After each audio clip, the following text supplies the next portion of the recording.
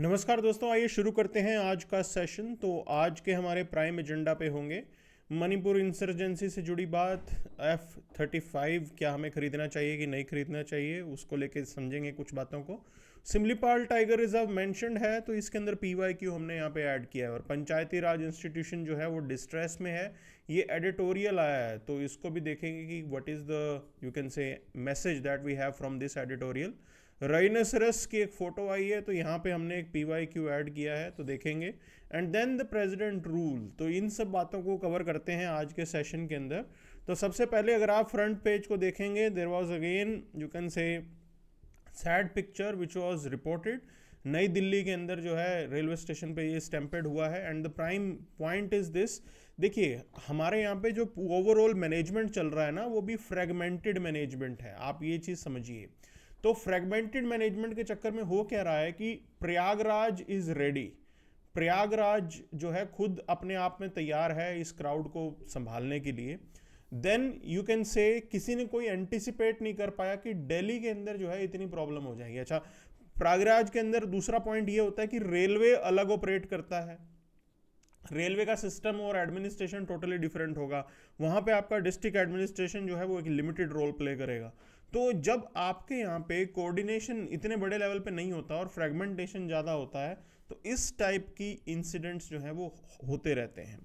So the point is this, we have to have a streamlined system जिसके अंदर आप एक होलिस्टिक वे में पूरा मैनेजमेंट करेंगे। तो वो चीज़ करने की ज़रूरत थी, यहाँ पे जो है वही गड़बड़ हो गई है। अच्छा, इंडिया के अंदर तो एक चीज़ और भी होती है कि भाई यहाँ पे स्टेट का सिस्टम अलग चलेगा, यूनियन का अलग चलेगा। Why I am saying this, because this comes under the management of law and order.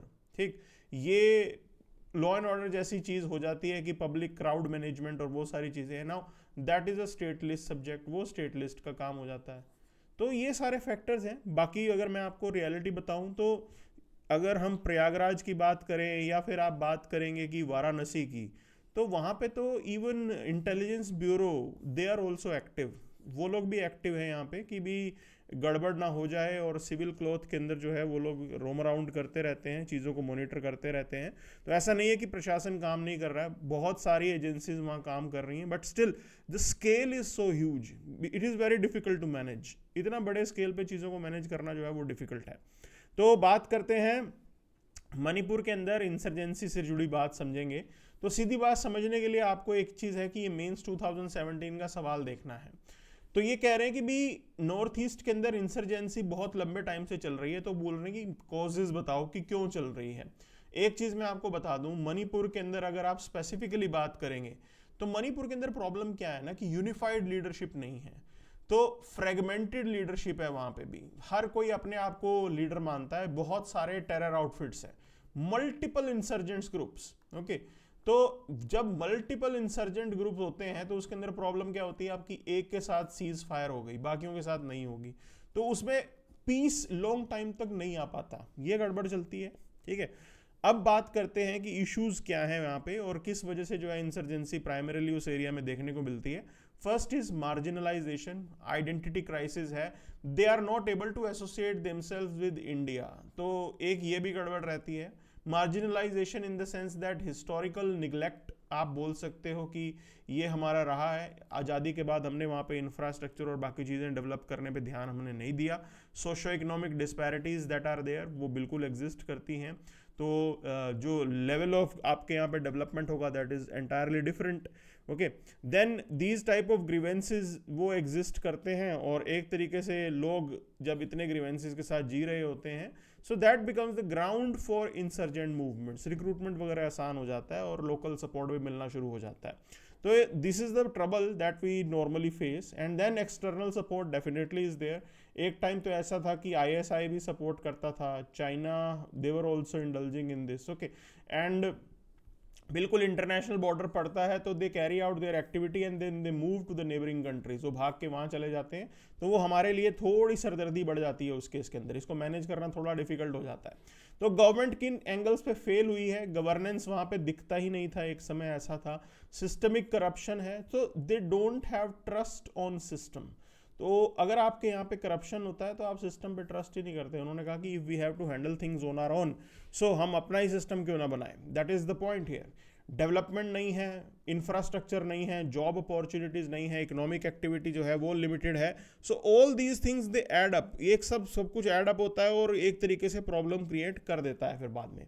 Security risk बिल्कुल है, बॉर्डर कंट्रोल वहाँ पे पोरस बॉर्डर है, ठीक है, और आना जाना अलाउड है। And other point is this, if this is Myanmar, तो म्यांमार और इंडिया के अंदर जैसा प्रोविजन है कि यहाँ पे एथनिक टाइज हैं उनके, तो एक तरीके से म्यांमार में भी if they are shifting and maintaining the camp there also they will get the support. Okay, so ये एक दिक्कत यहाँ पे अक्सर देखने को मिलती है और उस वजह से आपका काउंटर इंसर्जेंसी जो है वो उतने अच्छे लेवल पे नहीं हो पाता।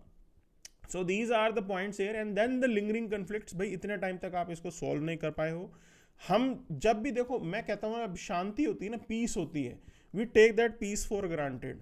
सी this is a political problem, आपको पॉलिटिकल प्रॉब्लम का सॉल्यूशन वैसे ही ढूंढना होता है। यू कैन से हर चीज़ को लिम्बो में नहीं रख सकते हो। अगर आप नागालैंड की बात करोगे तो अभी वो क्या पैक्ट हुआ है जो NSIN के साथ हुआ है, क्या उसका कंक्लूजन होगा, there is no clarity on that. उसको लेकर अभी तक कोई क्लैरिटी नहीं है कि बातचीत क्या हुई है, क्या नागा अकॉर्ड कभी कंक्लूड होगा नहीं होगा।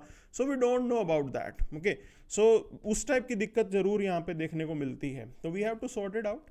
अब बात करते हैं F-35 की। तो देखिए अब ये एयर शो में आए हैं competition majorly Su-57 and F-35। The idea is as simple as that, हमें क्या US इक्विपमेंट लेना चाहिए या Su-57 लेना चाहिए। My suggestion is this, we should look for both. Okay, why I am saying this, देखो चाइनीज जो है ना वो इसकी कॉपी बना रहे हैं, ठीक है, they are copying the Su-57 and Su-35 F-35 if you see, तो ये डेफिनेटली रशियन से तो बेटर होगा, स्टेट ऑफ द आर्ट है ये। ओके, ये चीज़ है यहाँ पे। And but the problem is this, Russia वाले जो है ना they will be ready for joint production, उनको कोई प्रॉब्लम नहीं है, वो ज्वाइंट प्रोडक्शन के लिए भी रेडी होंगे। Okay, and they will also be ready for you can से टेक्नोलॉजी ट्रांसफर, उनको इसमें भी कोई प्रॉब्लम नहीं है। and relatively their product is more economical, that is also the true part is, ठीक, वो थोड़ा सस्ता भी पड़ेगा आपको। तो ये पॉइंट यहाँ पे है, लेकिन यहाँ पे अगर आप F-35 की बात करेंगे, it is the state of the art. Okay, so point is this, देखो मैं क्यों बता रहा हूँ दोनों खरीद लो। एक तरीके से Su-35 को स्टडी करो, ठीक, उसके आपको वीकनेसेस जो हैं वो नज़र आने लगेंगी, and you should see how F-35 is better than that. उन वीकनेसेस को कैसे F-35 जो है एक्सप्लॉइट करेगा। The point is this, when we are going to counter China, तो उस केस में तो आप इसको इस तरीके से डील कर सकते हो ना। Well these are all technical things, तो वो एयरफोर्स वाले ज़्यादा बेटर जानते होंगे इसके बारे में, but I am just making a common sense you can से ऑब्जर्वेशन आउट ऑफ इट। तो US ने एश्योरेंस दिया है कि भाई वो सेल करने को रेडी हैं, F-35 इंडिया को दे देंगे। ओके, और आज की डेट की बात करें तो India is facing these challenges, हमें अपग्रेड भी करना है, हमें और फाइटर जेट्स चाहिए। यहाँ पे 31 स्क्वाड्रन आपकी यहाँ पे बची है, उसमें से भी एक आधी तो MiG-21 की हम उड़ा रहे होंगे। तो रियलिटी ये है भाई, एक्सपर्ट जो कहते हैं कि रियलिटी में तो आपके पास 29 ही बची हैं और सैंक्शन स्क्वाड्रन हमारे पास 42 हैं। तो we need to add lot more fighter jets if we have to face you can say Pak China nexus जो एग्जिस्ट करता है, उसको अगर आप सही मायने में डील करना चाहते हैं तो आपको इस तरीके से डील करना पड़ेगा। So that is the point here. Okay, so procurement process जो है अभी पता नहीं होगा नहीं होगा, we have to wait and watch. अभी टर्म्स एंड कंडीशंस में बहुत सारी चीज़ें छुपी होती हैं। So that is the key point here. अब देखो इसके अलावा हमारे यहाँ पे जो इम्पैक्ट देखने को मिलेगा कि देखिए LCA लाइट कॉम्बैट एयरक्राफ्ट के अंदर रिसेंटली डिलेज बहुत रिपोर्ट हुए हैं। Okay, and this MK2 prototype set to roll out by 2025 and, और फ्लाइट एक्सपेक्टेड है 2026 के अंदर। अब देखो इसके अंदर एयर चीफ की एक स्टेटमेंट मैं बता रहा हूँ, उन्होंने क्या बोला है कि भाई ऐसा नहीं होना चाहिए कि आप जो है MK2 MK1 करते जा रहे हो, it should have new capacities. Okay, कि सिर्फ सॉफ्टवेयर अपडेट करके आप दे रहे हो, new capacities related to the weapon carrying capacity जो है वो आपके फाइटर जेट में होनी चाहिए। वो नहीं होगा तब तक जो है वो चीज़ें ठीक नहीं चलेंगी। Clear, that is the key point hair. और एडवांस्ड मीडियम कॉम्बैट एयरक्राफ्ट हम लोग जो हैं एनविजन कर रहे हैं, हमारा खुद का 5th जनरेशन आएगा, ये पॉइंट 2024-35 तक आने की उम्मीद है। So that is the key idea here. तो अगर आप आज की डेट में F-35 ले रहे हो तो there will be diversion of fund, सारा पैसा जो है इसकी तरफ जाएगा and it is going to be a costly bird, बहुत महंगा आने वाला है। तो ये सोच समझ के हमारे गवर्नमेंट को डिसाइड करना होगा, ठीक है। But there is lot to learn from this, बिल्कुल हमें सीखने को मिलेगा यहाँ पे, that is the key point here. So integration challenges जरूर हैं यहाँ पे, कंप्लेक्सिटी है, harmonising F-35 with the India's diverse military system. अब देखो एक तरफ हमारे पास हमने जैगुआर्स रखे हुए हैं, then you have MiGs, you have Sukhoi, okay, तो ये आप ऑपरेट करते हो, फिर आप मिराज ऑपरेट करते हो, फिर आप जो है रफेल ऑपरेट करते हो, ठीक है। तो that is something that we are operating. अब देखो ये तो फ्रेंच है तो ये चल जाता है, जैगुआर यूके का है, दैट इज द पॉइंट। अब ये है रशियन।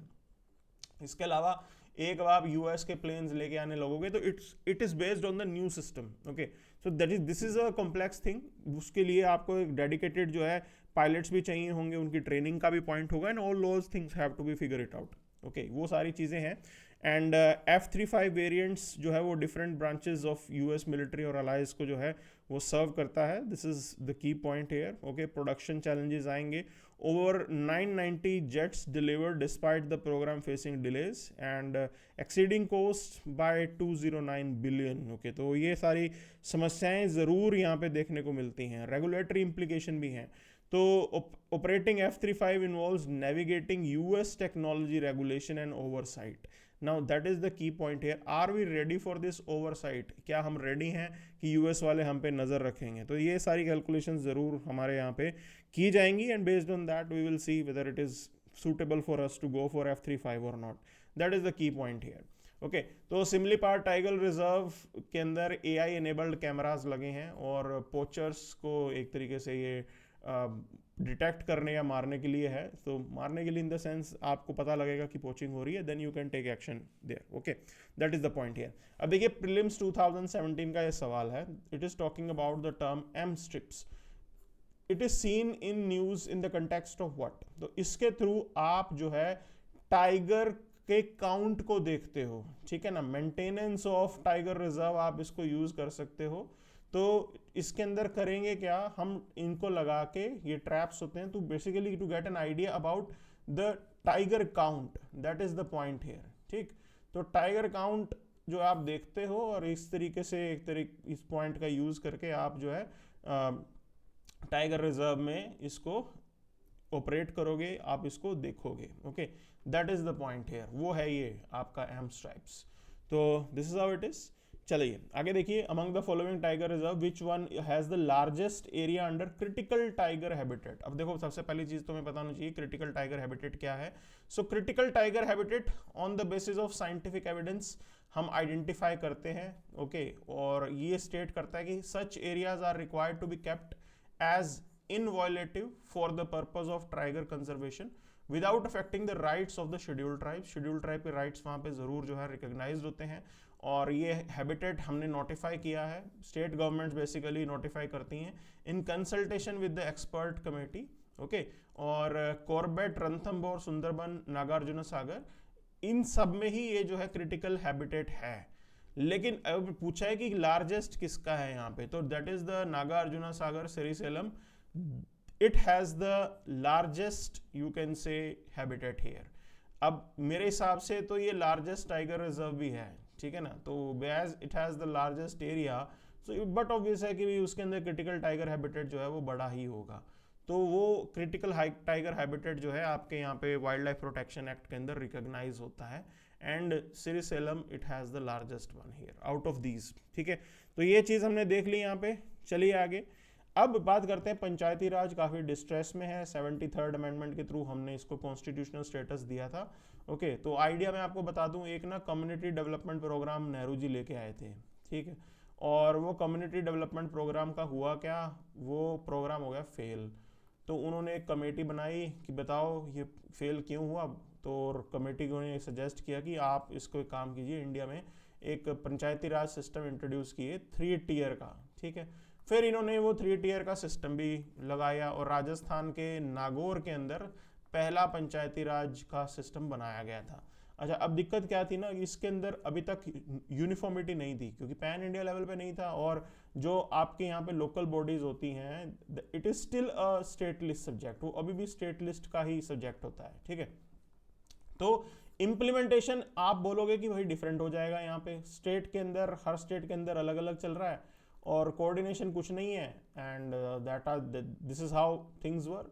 इसी तरीके से वो इम्प्लीमेंटेशन खराब हो रहा है, कई जगह अच्छा चल रहा है, कई जगह खराब चल रहा है। अब इन सब चीज़ों को दूर करने के लिए सिंघवी कमेटी के रिकमेंडेशन पे ये आइडिया लिया कि भाई इसको ना कॉन्स्टिट्यूशनल स्टेटस आप दे दो। कॉन्स्टिट्यूशनल स्टेटस दे दोगे, एक ये कि ब्यूरोक्रेसी जो है वो इसकी रिस्पेक्ट करेगी, इसको निगलेक्ट नहीं कर पाएगी, that is the first point here, okay. और कॉन्स्टिट्यूशनल स्टेटस देना भी सही होगा because you will be able to address the uniformity पूरे इंडिया के अंदर। लेकिन अभी चैलेंजेस क्या हैं, इतने साल हो गए इसको, और आइडिया बढ़िया है कि आपने बड़े लेवल पे, लोकल लेवल पे अच्छी लीडरशिप यहाँ पे क्रिएट की है, तो from that angle it is a great thing, बहुत बढ़िया चल रहा है सिस्टम, ओके। लेकिन पब्लिक पार्टिसिपेशन डिक्लाइन हो रहा है और सेंट्रली स्पॉन्सर्ड स्कीम के ऊपर हम ज़्यादा डिपेंडेंट हैं, और आइडिया ये होता है कि ये लेके आप लोकल बॉडीज़ को कहते थे कि इनको इम्प्लीमेंट करें, अब उसमें दिक्कत आने लग जाती है, फिर इनकी इतनी एक्सपर्टीज नहीं है, that is the point which is there, ठीक है। दूसरी चीज, अगर हम पंचायत के साइज की बात करें, अभी देखो इस पंचायती राज सिस्टम के अंदर ना ग्राम सभा का इंपॉर्टेंट रोल है, और अगर आप एवरेज जो है ग्राम सभा की बात करोगे, इंडिया के अंदर 25,000 लोगों की ग्राम सभा बनती है, तो इतने बड़े स्केल पे आपकी पॉपुलेशन है, तो that itself become a very difficult thing. 25,000 लोगों को एक जगह लेके आओगे, कैसे ही आप इकट्ठा करोगे, बहुत डिफिकल्ट है ये, ठीक है ना। तो ये तो मतलब नॉर्मल प्रॉब्लम है, प्रैक्टिकल प्रॉब्लम्स हैं जो यहाँ एग्जिस्ट करती हैं, इसलिए लोग पार्टिसिपेट नहीं करते हैं। देन एडमिनिस्ट्रेटिव डिसेंट्रलाइजेशन की बात करें तो लैक ऑफ स्टाफ डेवोल्यूशन, मैंने आपको पहले भी बताया है कि भाई आपकी जो सेकंड ARC है, administrative reform commission, it talks about the 3F problem. ना तो फंक्शंस असाइन किए जाते हैं, ना फंक्शनरीज असाइन किए जाते हैं, और ना ही फाइनेंसेस का ध्यान दिया जाता है। तो ये तीनों प्रॉब्लम लोकल बॉडीज झेलती हैं, and they are not self reliant, बिल्कुल वो सेल्फ रिलायंट नहीं है, they are outrightly dependent on the grant from either state government और यूनियन गवर्नमेंट, दोनों में से कहीं से पैसा आ जाए तो वो चल सकता है। तो इस तरीके से काम करते हैं, ये प्रॉब्लम भी है यहाँ पे, स्टेट गवर्नमेंट्स उनको जो है फंड्स नहीं देती, एडमिनिस्ट्रेटिव कंट्रोल नहीं देती, और फाइनेंसेस भी नहीं देती, बिल्कुल ऐसा चलता है, ठीक है। तो ये दिक्कत है यहाँ पे, फिस्कल ऑटोनॉमी इरोजन है, बिल्कुल आप आउटराइटली डिपेंडेंट हो, आपके ऊपर पैसा जो है स्टेट गवर्नमेंट दे देंगी तो ठीक चल जाएगा, नहीं देंगी तो नहीं चलेगा, अब उनकी भी तो प्रायोरिटी चेंज होती रहती है, this is how it works, okay. तो रीइमेजिन्ड वेलफेयर स्टेट, तो I direct cash transfer, leverage efficiency, but reduce local accountability, ये भी दिक्कत आती है इसके अंदर, ठीक है ना। लोकल अकाउंटेबिलिटी का जो है इम्पैक्ट हमें कहीं ना कहीं दिखा है, और डिक्रीज रोल ऑफ पंचायत, ये भी हमें देखने को मिला है। स्कीम्स लाइक PM किसान function with minimal panchayat involvement, तो बहुत सी ऐसी स्कीम है जिसमें पंचायत को आप इन्वॉल्व ही नहीं कर रहे हो, ये भी दिक्कत है। और अर्बनाइजेशन धीरे धीरे एक्सपैंड कर रहा है, urban population is growing, okay, rather जो है रूरल, जो आपके किसी बड़े सिटी के पेरिफेरी वाला एरिया होता है, उसको तो हम अब अर्बन मानने लग गए हैं। तो this is how it is, things are changing, urbanisation एक नेचुरल फ्लो है। तो ये सब चीजें चल रही हैं, अब आपको स्ट्रेटजीज रिवाइव करनी पड़ेंगी, आपको सिटीजन को एंगेज करना पड़ेगा, utilise technology for that, okay. Rural urban bridging आपको फैसिलिटेट करनी है, सेफ माइग्रेशन हो, फैमिलीज को आप असिस्ट कीजिए। रूरल के अंदर भी देखिए, रूरल इकोनॉमी को हम निगलेक्ट नहीं कर सकते हैं, because outrightly people are still dependent on that, और वहां पे जॉब्स को क्रिएट करना बहुत जरूरी है। उसके लिए आपकी जो ट्रेडिशनल इंडस्ट्री है, इसके ऊपर फोकस करना जरूरी होगा, ओके। तो this is how it is, हम उसको निगलेक्ट नहीं कर सकते, and one has to focus on that, and focus on environment and resources. और एक चीज मैं आपको बता दूं, आजकल ना इको टूरिज्म बहुत चल रहा है, और बहुत से यंगस्टर्स हैं, मतलब अर्बन पीपल है, they want to experience that rural life, तो वो टूरिज्म आप लेके आ सकते हो, रूरल टूरिज्म आप फैसिलिटेट कर सकते हो, okay. So enable panchayat to lead in water conservation, renewable energy generation, management of common resources, बिल्कुल आपको ये सारी चीजें करनी है। Community based disaster management you have to facilitate here, आपको हर चीज में कम्युनिटी को इन्वॉल्व करना होगा, without community participation you can not run the show, बिल्कुल सीधी सी बात है, जनता आपके साथ नहीं है तो आप चीज़ों को ठीक नहीं कर सकते, आपको वो चीज़ लेके आनी होगी। And then you have to address the 3F problem, उसको तो एड्रेस करना ही करना है प्रायोरिटी बेसिस पे। So this is something that has to be done. अब देखिए ये सवाल है, local self government can be best explained as exercise in democratic decentralisation. भाई हम यहाँ पे ग्रास रूट लेवल पे आपकी डेमोक्रेसी को बेटर करने के लिए ये सब किया गया है। तो डेमोक्रेटिक डिसेंट्रलाइजेशन का एग्जांपल होता है, ठीक है। ओवर थिंकिंग नहीं करनी है इसके अंदर हमें। The fundamental object of Panchayati Raj system is to ensure which one of the following. अब देखो इसके अंदर भी बहुत से लोग ओवर थिंकिंग करके गलत करेंगे। एक है पब्लिक पार्टिसिपेशन हमें करना है, ये दोनों ही प्रीलिम्स के सवाल हैं, ये पहले वाला था 2017 का, अब जो है 2015 का है। तो फंडामेंटल ऑब्जेक्ट क्या है, पब्लिक पार्टिसिपेशन लेके आना है डेवलपमेंट के अंदर।